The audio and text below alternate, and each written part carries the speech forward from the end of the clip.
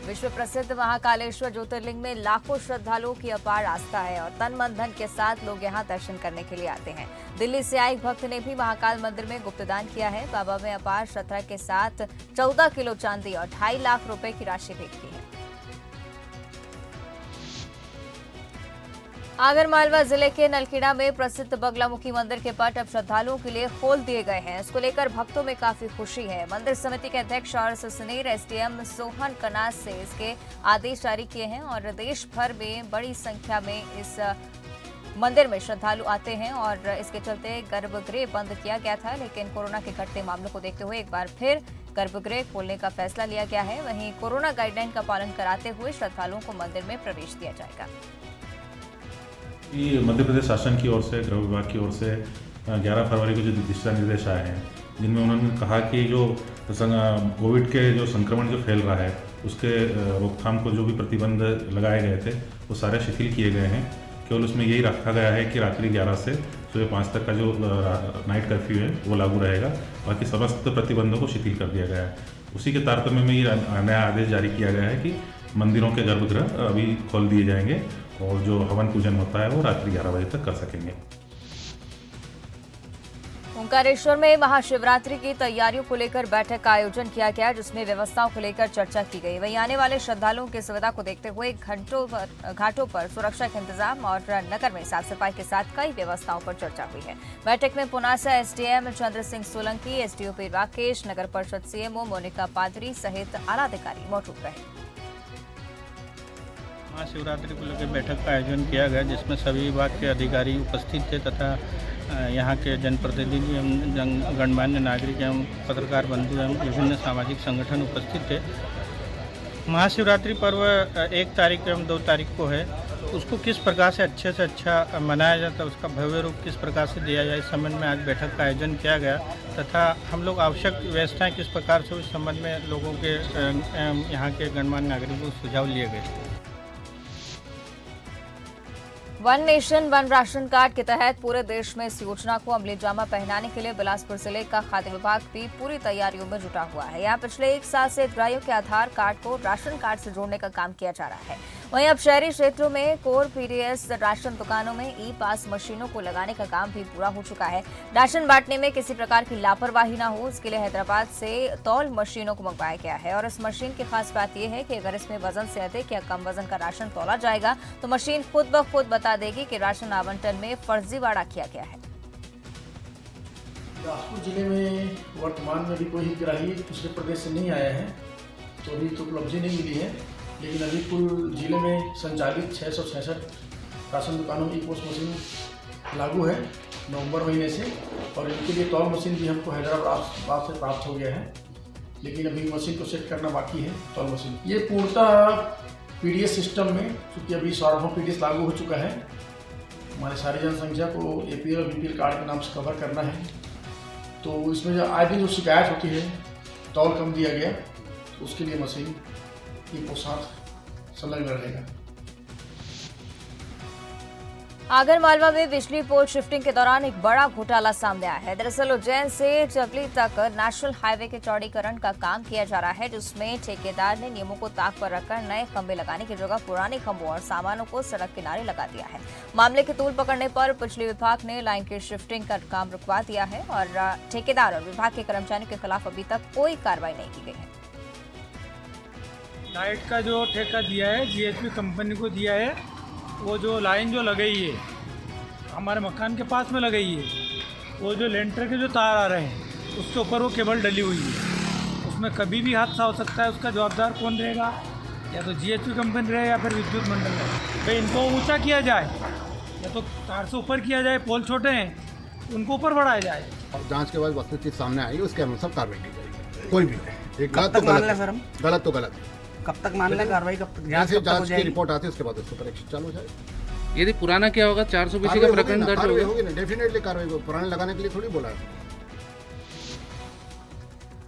Seoni Balaghat road पर उस वक्त जाम लग गया जब रेलवे ट्रैक से बैराज टैंक गुजरा और भोमा से सिवनी स्टेशन तक इंजन सहित 15 डिब्बों में गिट्टी भरकर बैराज टैंक को रेलवे ट्रैक पर चलाया गया। जाम में एम्बुलेंस, वन विभाग, पुलिस विभाग की गाड़ियां सहित कई वाहन फंसे रहे।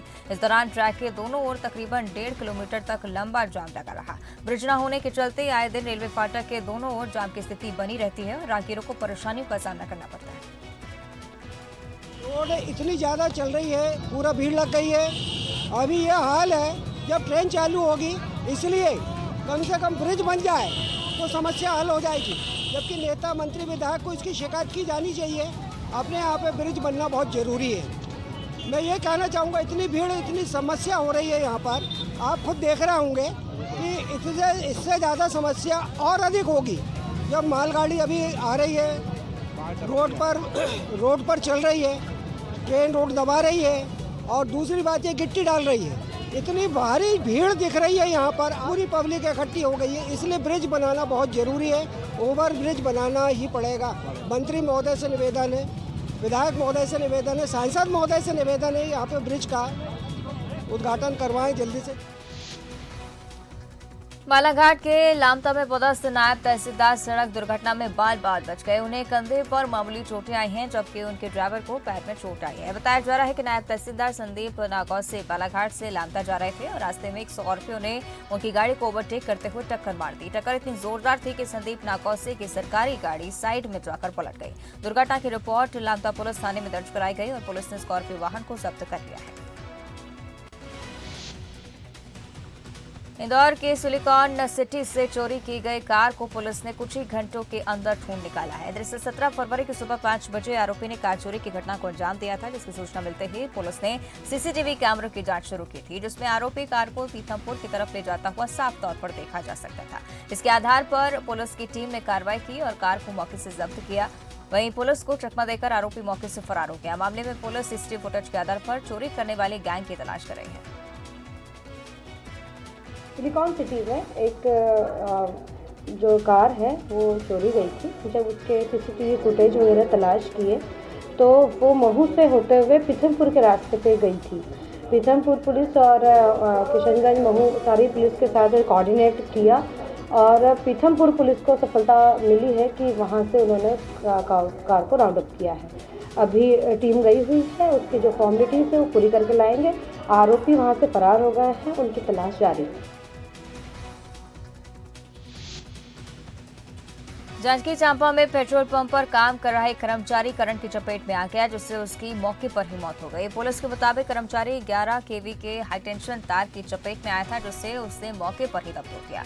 उधर इस घटना से नाराज लोगों ने शिवरी नारायण बिलासपुर मार्ग पर चक्का जाम कर दिया है। परिजन इस बात से नाराज थे कि घटना की जानकारी उन्हें देने की बजाय शव पोस्टमार्टम के लिए भिजवा दिया गया। पेट्रोल पंप संचालक ने 1 लाख रुपए मुआवजा राशि देने का आश्वासन दिया है, जिसके बाद चक्का जाम खत्म किया गया। पामगढ़ में के अंतर्गत जुनेजा पेट्रोल पंप से यह जानकारी प्राप्त हुई है कि वहां काम करने वाले आशीष निर्मंकल काम के दौरान सीढ़ी लेके किसी काम के लिए जा रहे थे। उनकी सीढ़ी, लोहे की सीढ़ी का बिजली के तार से संपर्क होने पर बिजली करंट से उनकी मौत हो गई। मौके पर थाना प्रभारी और अन्य वरिष्ठ अधिकारी पहुंच गए हैं और सभी मामलों की और सूक्ष्मता से जांच की जा रही है।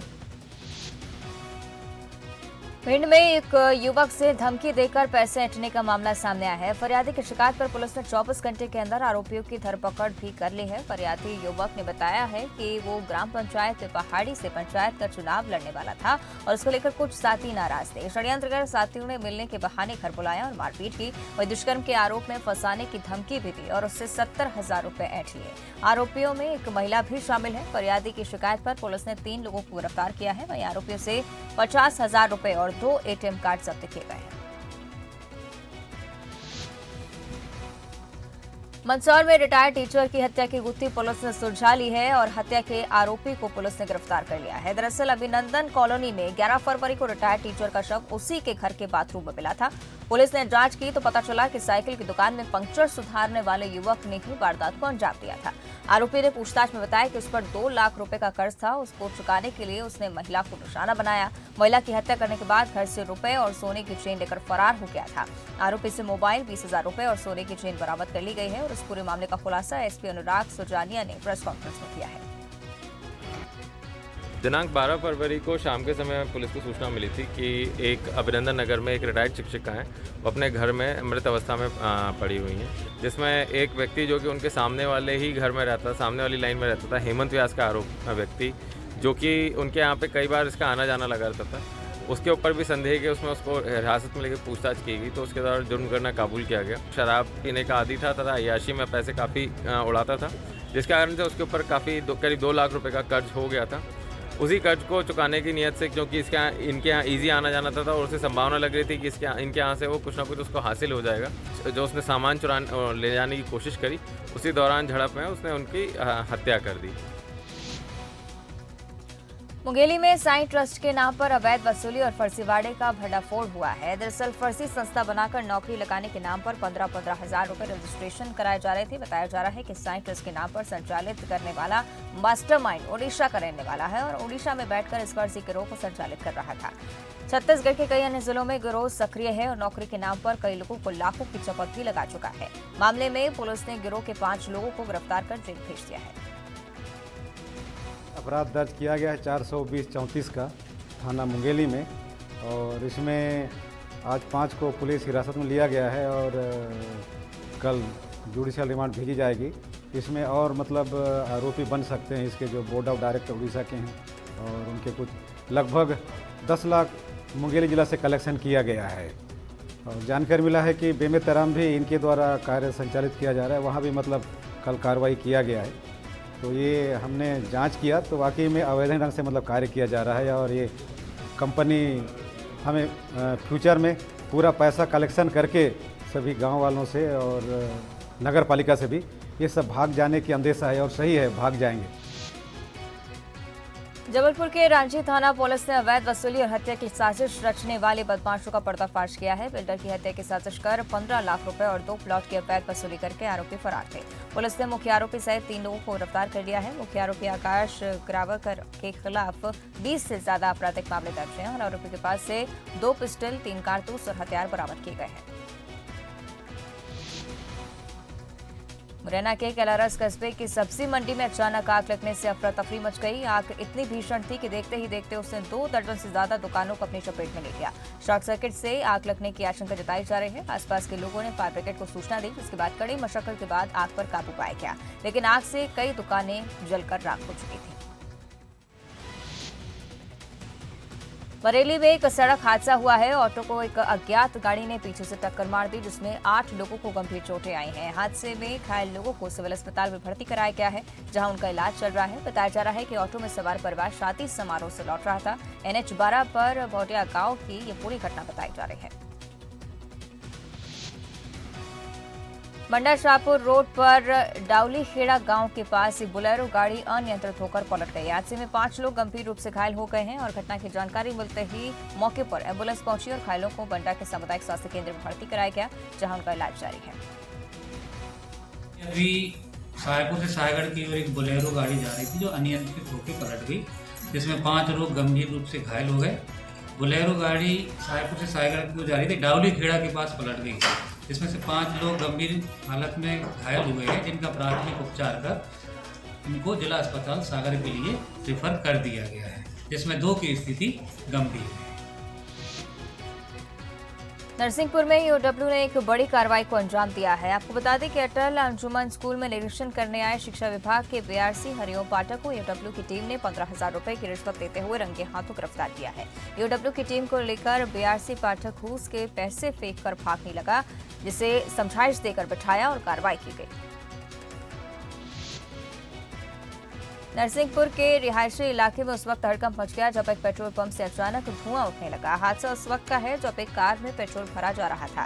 कार में अचानक से आग लग गई, उसकी चपेट में पेट्रोल पंप भी आ गया। गनीमत रही कि कर्मचारी की सूझबूझ से बड़ा हादसा टल गया और किसी को चोट नहीं आई।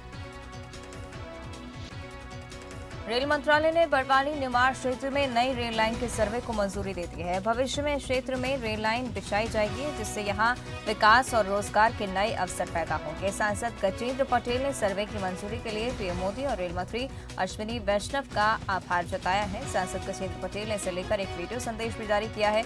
उनके मुताबिक रेल लाइन की मंजूरी के लिए उन्होंने पीएम मोदी और रेल मंत्री अश्विनी वैष्णव से मिलकर खासतौर पर गुजारिश की थी। रेल मंत्री आदरणीय अश्विनी कुमार जी से मैंने मुलाकात की थी।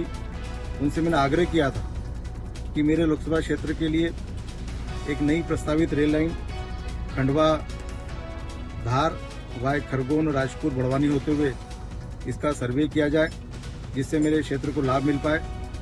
मैं आदरणीय प्रधानमंत्री जी का और आदरणीय रेल मंत्री जी का हृदय से आभार व्यक्त करता हूँ कि उन्होंने खंडवा, धार नई प्रस्तावित रेल लाइन का सर्वे का टेंडर उन्हें जारी कर दिया गया है। मैं पूरी लोकसभा की जनता की ओर से उनका हृदय से आभार व्यक्त करता हूं। छिंदवाड़ा के एक आंगनवाड़ी में गंभीर लापरवाही का मामला सामने आया है। आंगनवाड़ी में 7 बच्चों ने एक्सपायरी डेट की गोलियां खाई हैं और इससे उनकी तबीयत बिगड़ गई। उन्हें गंभीर हालत में जिला अस्पताल में भर्ती करना पड़ा। शिशु रोग विशेषज्ञ की देखरेख में फिलहाल बच्चों का इलाज चल रहा है। मामला है परासिया विकासखंड के मोठार गाँव का। 7 बच्चे भर्ती हुए जो कि कोई दवाई जो एक्सपायरी डेट की खाकर भर्ती हुए हैं और संभवतः ऐसा ज्ञात हुआ कि आयरन की गोलियां थी और कल उनको उल्टियां, किसी को 4-5, किसी को 6-7 उल्टी हुई है तो उनको फिर लाया गया। अभी इलाज के बाद उनकी स्थिति स्थिर है, अभी बेहतर पहले से है, अभी खतरे के बहाने से भी बच्चे। सतना के सरकारी अस्पतालों में घटिया कॉटन की सप्लाई हुई है। रोहतक की ओम सर्जिकल ने कॉटन की सप्लाई की है। अकेले जिला अस्पताल में ही 500 बंडल कॉटन भेजे गए हैं जो मटमैले और रेशेदार हैं। मरीजों के घावों में चिपक रहे हैं और इससे मरीजों के संक्रमित होने का खतरा बढ़ गया है। कॉटन की गुणवत्ता को लेकर सवाल खड़े हुए हैं तो इसके उपयोग पर रोक लगा दी गई है। जिला अस्पताल अधीक्षक की माने तो इस संबंध में स्वास्थ्य विभाग के आला अधिकारी को सूचित किया गया है और एहतियात के तौर पर कॉटन के इस्तेमाल पर रोक लगाई गई है। बस्तर के कई नक्सल प्रभावित गांव विकास से अछूते हैं। बिजली, पानी, सड़क जैसी बुनियादी सुविधाएं पहुंचाना प्रशासन के लिए चुनौती बना हुआ है। इसी चुनौती पर जीत हासिल करने के लिए कलेक्टर रजत बंसल ने नक्सल प्रभावित ग्रामीण क्षेत्रों का दौरा किया। ग्रामीणों से मिलकर जाना कि उन्हें किन समस्याओं से जूझना पड़ रहा है। कलेक्टर नक्सल प्रभावित बस्तरनार ब्लॉक के मुतनपाल गांव पहुंची और कलेक्टर ने यहां रात ग्रामीणों के बीच गुजारी और उनकी समस्याएं सुनी। कलेक्टर के साथ जिला पंचायत सीईओ रोहित व्यास और प्रशासनिक अमला भी मौजूद रहा। बस्तरनार क्षेत्र का दौरा हम लोग कर रहे हैं। कल से ये दौरा शुरू हुआ है। सीईओ जिला पंचायत के साथ साथ पूरी टीम हमारी जिला प्रशासन की मुतनपाल 1, मुतनपाल 2, लालागुड़ा, कोडेनार सभी ग्राम पंचायतों में हमने स्थिति देखी। अलग अलग जो विकास कार्य हो रहे हैं उसकी लोगों से बात किया। कुल मिला के बहुत विस्तार में सभी चर्चाएं हुई। लोगों के साथ औपचारिक अनौपचारिक ढंग से खेल की भी गतिविधियों में हमने भाग लिया और कई प्रकार की चर्चा हुई जिससे बहुत सार्थक परिणाम निकलने वाले हैं। सरगुजा कलेक्टर संजीव झा ने मां महामाया एयरपोर्ट के विकास कार्यों का निरीक्षण किया। इस दौरान वो काम में देरी पर खासे नाराज हुए। कलेक्टर संजीव झा ने काम में तेजी लाने और जरूरत पड़ने पर मैन पावर बढ़ाने के साथ दिन रात काम जारी रखने के निर्देश दिए हैं। कलेक्टर ने कहा कि सरकार के निर्देश पर जल्द से जल्द एयरपोर्ट के सभी काम पूरे कर हवाई सेवा शुरू की जाए। फिलहाल एयरपोर्ट में रनवे के विस्तार और इसकी लंबाई को 300 मीटर तक बढ़ाया जाना है। आपको बता दें कि मां महामाया एयरपोर्ट के विकास के लिए सरकार ने 46 करोड़ 27 लाख रुपए की राशि जारी की है। गरिमा एयरपोर्ट का अपग्रेडेशन का काम चल रहा है जिसके तहत ATR के जो प्लेन्स है वो यहाँ पर टेक ऑफ लैंडिंग हो सके, उस सुविधाओं का विस्तार किया जाना है। इसमें PWD के द्वारा काम किया जा रहा है और अभी हम लोग आए हैं, हमारी पूरी टीम आई है और PWD के भी इंजीनियर्स हैं। इसमें हम लोगों ने अभी जो लोग काम कर रहे हैं उनको निर्देशित किया कि जल्द से जल्द काम उसको कंप्लीट करें और रात में भी काम करें। जो गैंग है उनको बढ़ाएं, मैन पावर बढ़ाएं, क्योंकि ये राज्य शासन की सर्वोच्च प्राथमिकता में से एक है कि अंबिकापुर एयरपोर्ट को जल्द से जल्द फंक्शनल करना है ATR के लिए। तो इसके लिए अपनी इनकी पूरी टीम जो है उनके साथ बैठ करके उसकी समीक्षा की गई है और उम्मीद है कि जल्दी ये काम पूरा हो जाएगा। भैंसदेही में पदस्थ रहे तहसीलदार संजय बारस्कर को मध्य प्रदेश पटवारी संघ का साथ मिला है। उनकी बहाली की मांग को लेकर पटवारी संघ ने नर्मदापुरम संभाग के कमिश्नर के नाम ज्ञापन सौंपा है, जिसमें तहसीलदार संजय बारस्कर को बहाल करने की मांग की गई है। पटवारी संघ के मुताबिक संजय बारस्कर ने अपना काम पूरी ईमानदारी से किया। काम के बोझ और इससे जुड़ी व्यस्तता के चलते वो सीएम हेल्पलाइन से जुड़े मामलों पर ध्यान नहीं दे पाए। आपको बता दें कि भैंसदेही में सीएम हेल्पलाइन में दर्ज शिकायतों के निराकरण में देरी पर नर्मदापुरम कमिश्नर माला सिंह ने तहसीलदार संजय बारस्कर को निलंबित कर दिया था। ज्ञापन हम लोगों ने तहसीलदार महोदय को सस्पेंड कर दिया गया है, जिनकी बहाली के लिए हम लोगों ने आज ज्ञापन दिया। सस्पेंशन है ये वापस किया जाए, क्योंकि ये जो सस्पेंशन में जो कारण कमिश्नर महोदय ने मेंशन किए गए हैं, ये सभी कार्य रूटीन कार्य थे और ये हमारी जो हड़ताल चल रही थी उसके कारण प्रभावित हुए थे। पेंड्रा में रफ्तार का कहर देखने को मिला। स्कूटी सवार युवा व्यवसायी को बेकाबू ट्रक ने अपनी चपेट में ले लिया, जिससे उसकी मौके पर ही मौत हो गई। वहीं ट्रक का ड्राइवर फरार हो गया है। पुलिस ने ट्रक जब्त करते हुए फरार ड्राइवर की तलाश तेज करती है। हादसा पेंड्रा कोरेला प्रमुख मार्ग का बताया जा रहा है, जहां पीटीएस राशन लेकर ट्रक कोरेला से पेंड्रा आ रहा था और पेंड्रा के रहने वाले युवा व्यवसायी प्रभाकर जायसवाल स्कूटी से कोरेला से पेंड्रा की ओर जा रहे थे। इसी दौरान काव्या पेट्रोल पंप के पास ये हादसा हो गया। डिंडौरी के एक पुलिस जवान की यूपी विधानसभा चुनाव में ड्यूटी के दौरान मौत हो गई। मृतक सुनील मरावी की ड्यूटी यूपी के औरई जिले में लगाई गई थी, जहां अचानक तबीयत बिगड़ने से उनकी मौत हो गई। सुनील मरावी 36वीं बटालियन बालाघाट में सी कंपनी में पदस्थ थे और सुनील मरावी का पार्थिव शरीर उनके गृह ग्राम कठौतिया लाया गया, जहां बालाघाट और डिंडौरी पुलिस के जवानों ने अंतिम विदाई दी और इस दौरान बड़ी संख्या में कठौतिया गाँव के लोग मौजूद रहे। नम आंखों से सभी ने जवान सुनील मरावी को अंतिम विदाई दी।